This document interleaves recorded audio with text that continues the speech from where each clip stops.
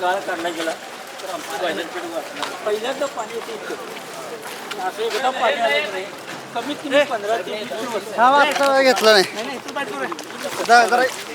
मागे दुसऱ्यांच्या बऱ्या कशाला बरोबर नाही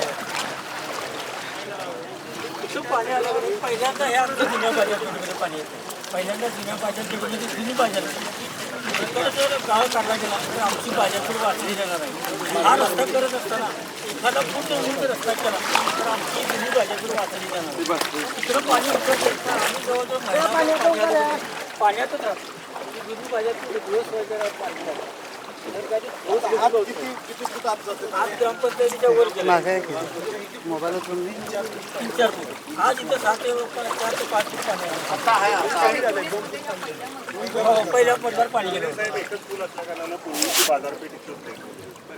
आता ज्यानंतर जसं गाव मोठं होत गेलं तसं बाजारपेठ पुढं होत गेलं तर जुनी बाजारपेठ इथून असल्या कारणानं इथलं लोक येत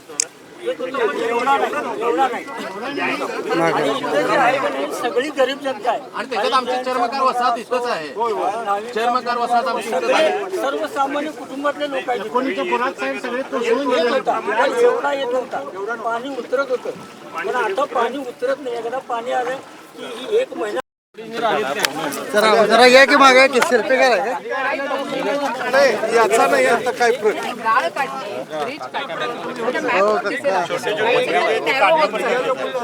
आता काय झालंय जरा जरा जरा जरा जरा गाडी ओके काय पाण्याला बघू बंदच केलेला आहे. मागच्या 8 दिवसापूर्वी असंच पाणी होतं. आता परत पाणी 15 ते 20 दिवस इकडची बाजारपेठ पावसाच्या नसते ते त्यावेळेस सगळ्यांना सण होईल. खरं उन्हाळ्यात पण असंच अवस्था आहे. शेती पडायचं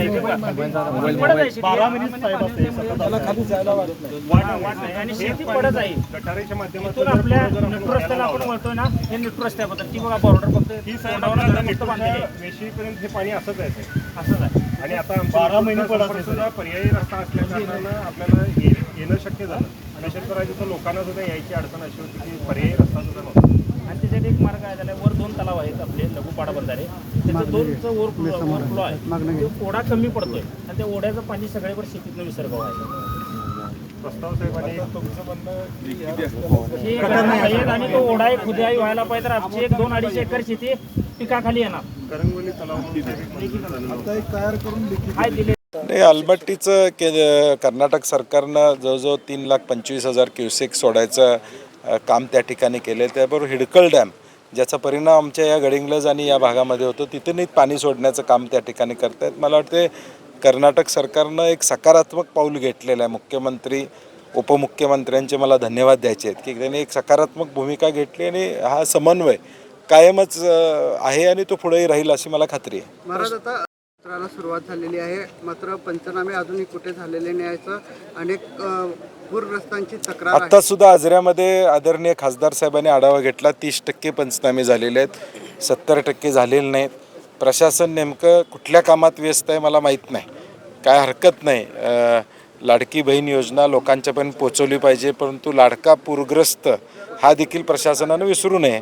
कारण की पंचनामे करणं आणि त्यांना सानुग्रह अनुदान ताबडतोब देणं ही प्रायोरिटी असली पाहिजे. आता चंदगडची काय परिस्थिती त्याचा आढावा आम्ही घेऊ. साहेब पुनर्वसनाचा प्रश्न प्रकर्षाने जाणवते कारण ज्या ज्या ठिकाणी तुम्ही पाणी केले त्या ठिकाणी पुराचं पाणी जाते त्या लोकांचं जिथं लोक राहतात तिथंच रोजगार असतो, तिथंच शेती असते. त्यामुळे पुनर्वसनाला फार प्रतिसाद मिळत नाही हा मागचा अनुभव आहे. तरी देखील काही प्रयत्न करावेत अशी अपेक्षा आहे. आणि आदरणीय महाराज साहेबांनी खासदार साहेबांनी आजऱ्यामध्ये एक BDO तहसीलदारांना सूचना दिलेली आहे की आजरा तालुका एक प्रायोगिक तत्वावर घ्या की मागच्या 5 वर्षामध्ये ज्यांची घरं पडलेली आहेत त्या घरांची यादी करा. पुढच्या वर्षी पडू शकतील घरं त्या मातीची जी घरं आहेत त्यांना यावर्षी काही मदत करता येते का असा एक प्रयत्न आमचा त्या ठिकाणी चालू आहे जेणेकरून पुढच्या वर्षी किमान घराची पडझड ही गोरगरीब माणसाची त्या ठिकाणी होणार नाही.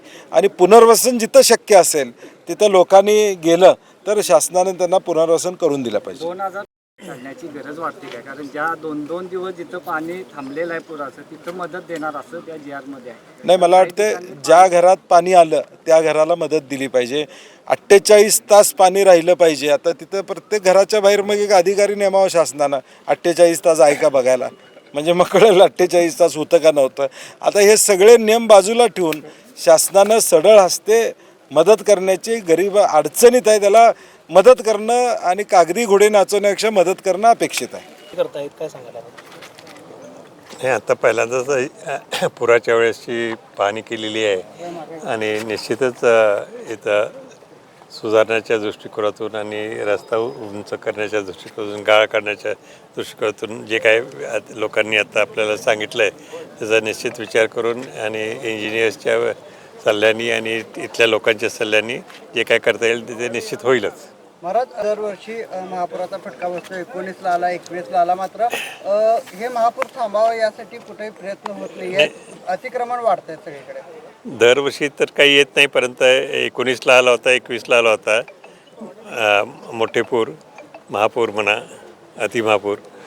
तर पण दरवर्षी काही येत नाहीत. पण तरी पण आपण जास्तीत जास्त शासनाने जे काय करायचं ते केलं पाहिजे आणि परत अतिक्रमण वगैरे पाण्यात वगैरे होत असतील तर थांबवले पाहिजे.